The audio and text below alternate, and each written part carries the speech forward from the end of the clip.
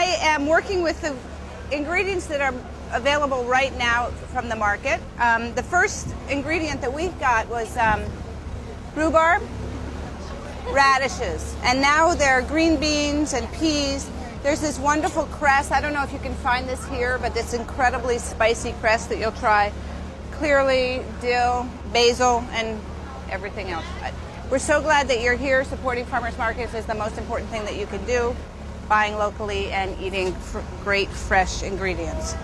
So people think about rhubarb as being something that's exclusively a dessert ingredient, but it's wonderful used as a savory, acidic contrast to something like the richness of scallops, or even with something like chicken or duck or something like that. And what I like to do is just cut it up into little cubes and make it into a quick relish. It doesn't matter if the rhubarb's red or green, it's equally good. Can you speak a little louder? Yes. So the way that my mother makes stewed rhubarb is to cut it up and macerate it in sugar overnight. And that sort of starts to break down the fibers, and then she cooks it and it doesn't turn to mush. You know how it seems like rhubarb will go from being solid to puree? So if you're doing something that is a dessert ingredient, do that. Macerate it overnight in some sugar and then cook it slowly. In this case, I'm going to saute it as though it's an onion or celery or any other vegetable.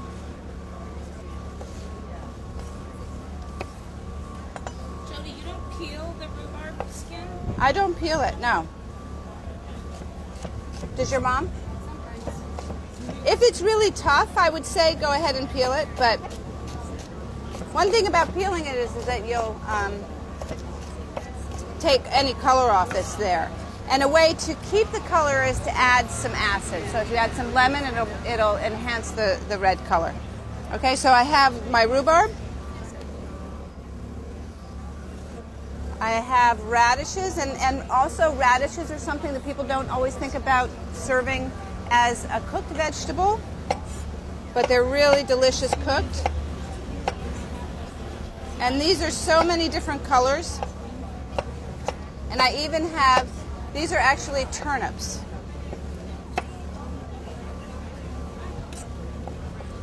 So it's interesting, these look the same, very similar, different colors. Turnip, radish, we think of only eating that raw, and we think of only eating that cooked.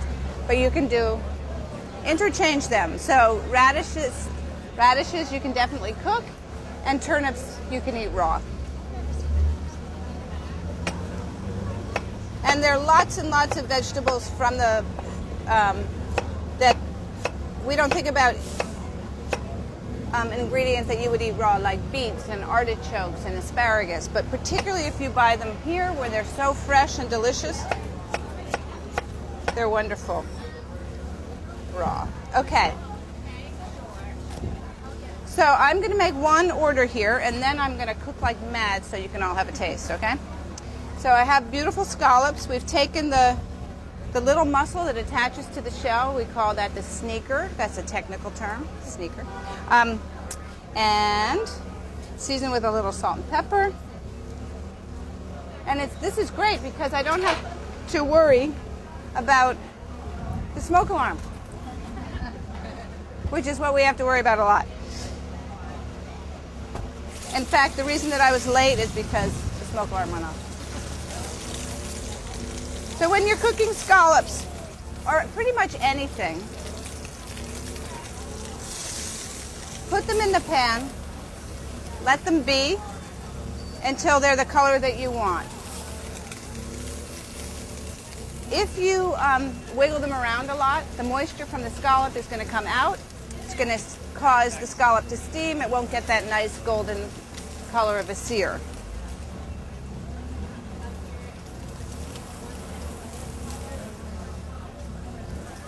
And while they're cooking, I'm going to just chop up a little bit of the herbs. That's the, that's the pepper.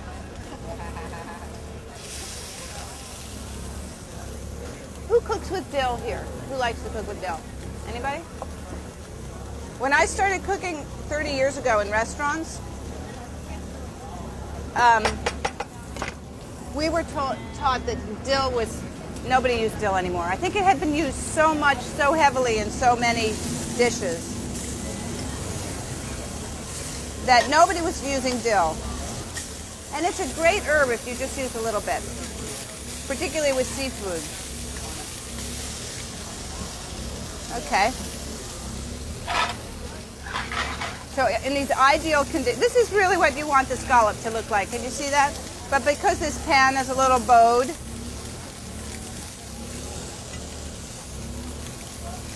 this.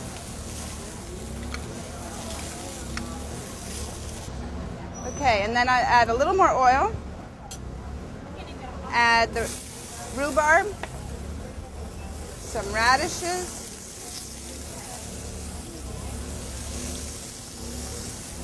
and you could add anything at this point.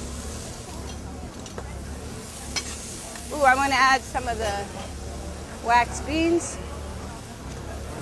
Now, wax beans are something that I never ate after elementary school until we started getting them from the farmer's market. Wax beans in elementary school were really gross.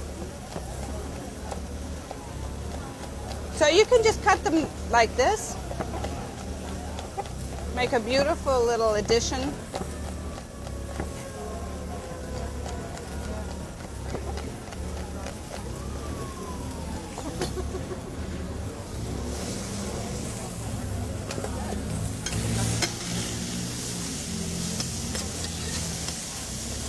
Okay, now because the the rhubarb is a little bit acidic, I'm going to add a tiny bit of honey.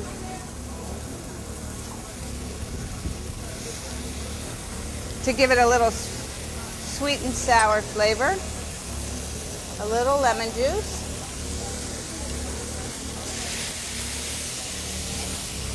My beautiful herbs. Peas. Now peas will change color. And then this spicy cress. The peas will turn an ugly green if they cook too long or with too much acid, so I'm adding them at the last minute. Those we blanched ahead.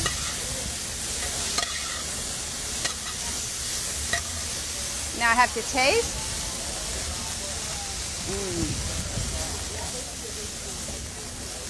Delicious, delicious. A little more oil. And honey.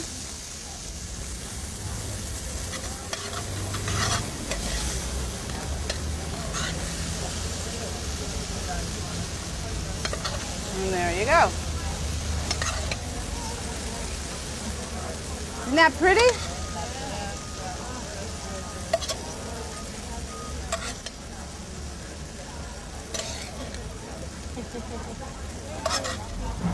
Now, I would highly recommend really noting all of the recipes that you learn here at the farmer's market, because this is camping. So we want to use as few pans as possible. So I did all of this in one pan.